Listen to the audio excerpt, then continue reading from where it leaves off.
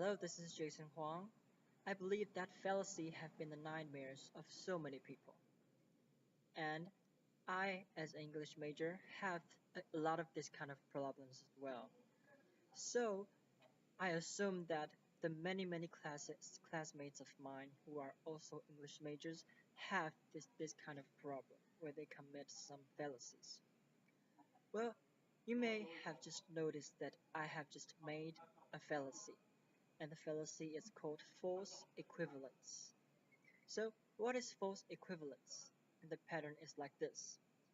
If set A contains C and D, and set B also contains D but another E, then the one who made this kind of fallacy would think that equals to B because they all contains D. And this is a problem because when someone assumes that two things are equal to each other, but actually they're not, and this is false equivalence. And so now we can move into the example part. So where can we find examples? I believe that the legislative yuan is the place that you can consult because Taiwanese legislators are very good at making this kind of fallacy. Yes, believe me. And take one Taipei city councilor, for example. She made this kind of false equivalence a few months ago when she was interrogating Ko Wen-je, which is the mayor of Taipei City.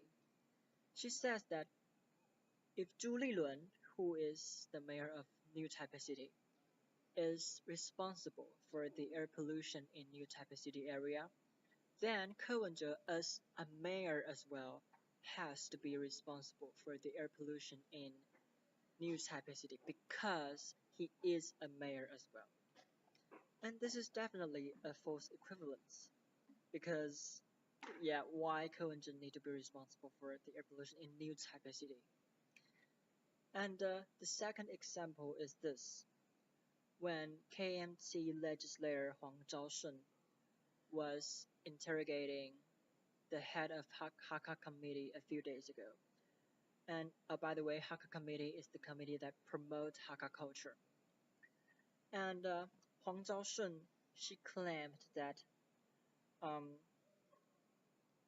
because Youtonghua is the feature of so many Hakka cultural park, and that some Hakka cultural park that she visited has no Youtonghua, so she says that the Hakka cultural parks which does not have this kind of flower is not a real Hakka cultural park.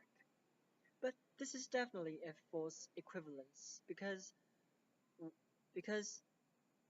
Hakka culture, what makes a Hakka cultural park definitely is more than just that kind of flower, but also the architecture and the people and the way that they do the farming. Yes. And the last example is um, because I'm from Taichung, and a lot of people from Taichung will say 真的假的 when they hear something incredible. So many friends of mine, they assumed that anyone who says 真的假的 when they hear something they don't believe is from Taichung. Oh, by the way, 真的假的 in English means really. And this is absolutely another false equivalence because, well, take my roommates when I was a freshman as example. He said 真的假的 very frequently, and he was from Tainan. So, not all those who say 真的假的 are from Taichung. And so this is the introduction of false equivalence, one kind of fallacy, and I wish that you will not have this kind of problem ever after in your life.